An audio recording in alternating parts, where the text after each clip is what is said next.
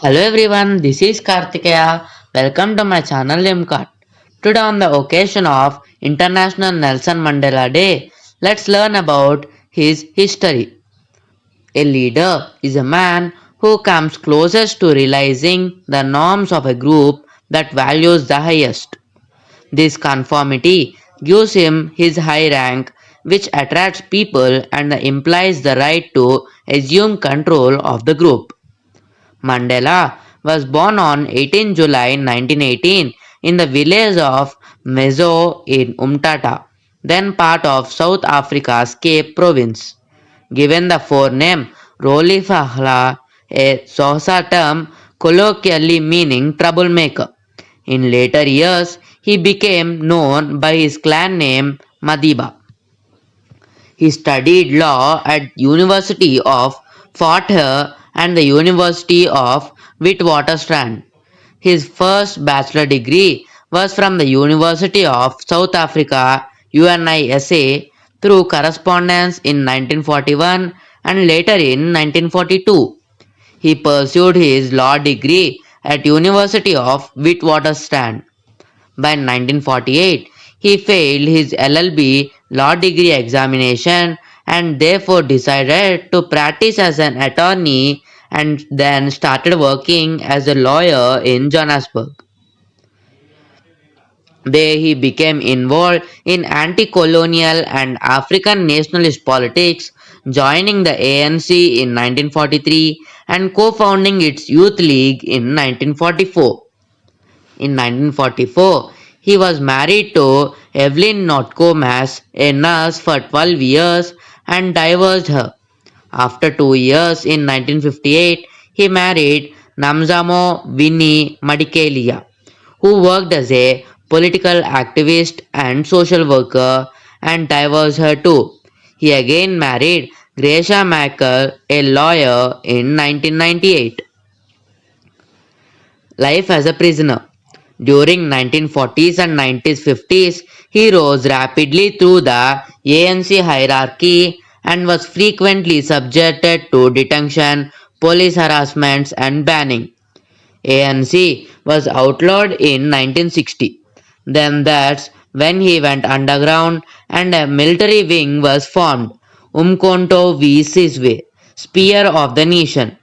In 1962, Mandela was sentenced for 5 years of imprisonment for travel without valid travel documents whilst leaving South Africa and inciting Africans to strike. 2 years later, during his detention in 1964, he was charged with treason and was sentenced him to life imprisonment for giving a 4.5 hours of speech criticizing apartheid, which is very memorable. Living in a prison had the same meaning as living in worst place in South Africa, Robben Island. ANC prisoners and declassifications such as prisoners who were the most dangerous and had the least rights. They were kept in cells with hay carpets and thin blankets as beds and iron buckets for toilets. The daily menu was a small portion of corn soup with extra vegetable or meat chop for dinner. The prisoners were given thin shirts from khaki and a pair shorts to wear, even during the winter, and were restricted from reading newspapers or magazines. The prisoners spent most of their time in a chalk mine where they were made to work very hard. Being the leader of a group, Nelson Mandela received much more harsh treatment than the others. He was kept 23 hours in his cell every day, merely lit by a lamp, because of which he was unable to sleep or know what the time was. He was only allowed to have one visitor once in 6 months, and he was not allowed to see his wife Winnie for 2 years.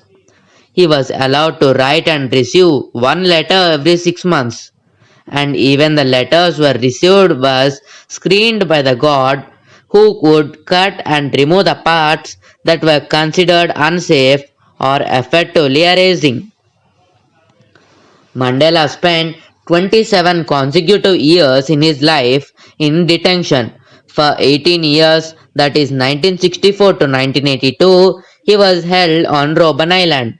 In 1982, he was moved to Portsmouth Prison, Cape Town, and in 1988, he was again moved to Victor Verster Prison in Pal till 1990. From 1985 on, he rejected several offers of conditional release which would have imposed limitations on his political activities. His imprisonment improved his political status, which resulted in worldwide campaign to release him. 6 years of Mandela's life was spent in a solitary confinement. During this period, he was allowed a weekly 30-minute visit by his wife. He was later in 1984 was offered a conditional freedom with a condition that he should settle in a black homeland that is officially designated in Transkei. Mandela refused the offer, affirming his allegiance to the African National Congress. Mandela was hospitalized in 1988 for tuberculosis. After he recovered, he was returned to prison with lesser stringent circumstances. In 1990, he was released unconditionally to a joyous scenes of celebration at home and abroad. Life as a politician. A revisionist interpretive approach enables us to understand Mandela's greatness and his achievement. The deliberate assembly of a messianic personality that originates in the movement awareness of organizational shortcomings and willingness to compensate them by directing its own ideas through a charismatic individual. This is indeed part of Mandela's story.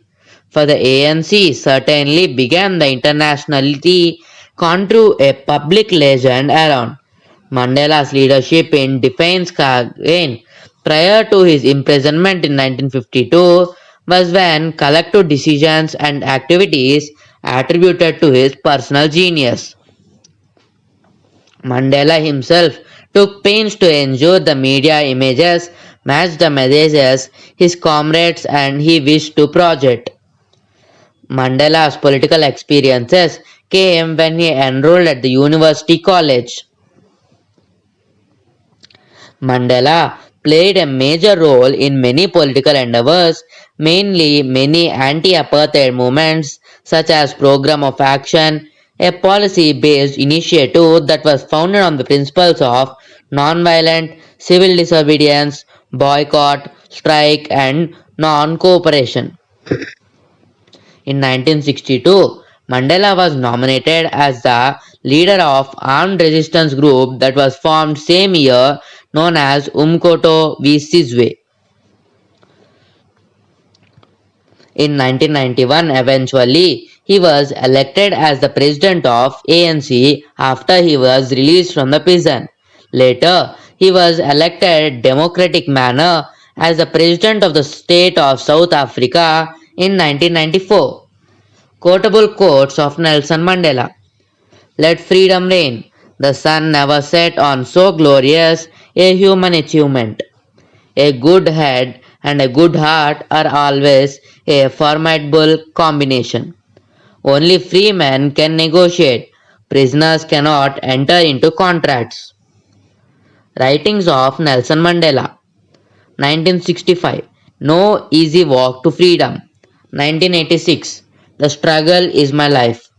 Long walk to freedom. Autobiography of Nelson Mandela.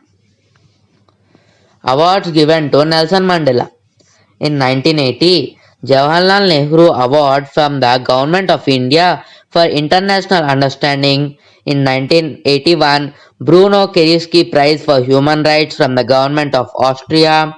In 1983, he named as a honorary citizen of Rome. Simon Bolivar International Prize from UNESCO.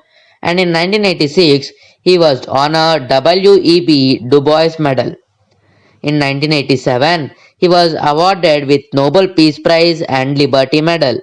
The following year, he received the Sakharov Prize, followed by Gaddaf Human Rights Prize in 1989. After 2 years, he was awarded with Humphrey Prize in 1991, followed by the Nobel Peace Prize in 1993. He also received numerous international honorary degrees, doctorate, a degree from the Open University of Cape Town in 2004, and another honorary degree of 2005 from Amherst College situated in New York. He also received the highest honor of India, Bharat Ratna. Closing thoughts. It is true that Mandela had important collaborators who helped him become hero and become the beneficiary of social context and historical circumstances. The iconic status of Mandela is not just his theoretical capacity to inspire or motivate. His actions have continued ever since his supposed retirement. Nelson Mandela was one man who was able to willing to stand up and fight back.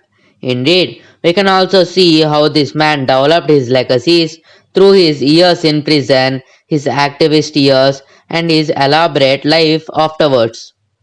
Mandela's history of supporting terrorism, that is, Mandela was on the official watch list of US terrorists. Despite this, Mandela was ranked number 1 South African on the South African Broadcasting Corporation poll. Death and illness. After suffering from a prolonged respiratory infection, Mandela died on 5th December 2013 at the age of 95 at his home in Hockton, surrounded by his family. Zuma publicly announced his death on television, proclaiming 10 days of national mourning and memorial service held at Johannesburg FNB Stadium on 10 December 2013.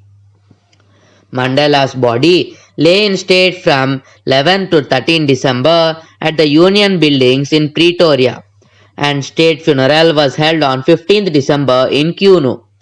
Approximately 90 representatives of foreign states traveled to South Africa to attend memorial events. It was later revealed that 300 million rand was redirected to finance the funeral. The media was awash with tributes and reminiscence. His $4.1 million estate was left to his widow, other family members, staff, and educational institutions. In conclusion, Nelson Mandela, also called as Father of Africa or African Gandhi, is also considered as a revolutionary leader with an ability to empower and motivate others using his strong regard for constitutions and the democratic process, and he was mainly noted for the removing of apartheid in Africa. Thanks for watching. If this video was useful to you, please like, share and subscribe and hit the bell for more updates. Meet you in the next video.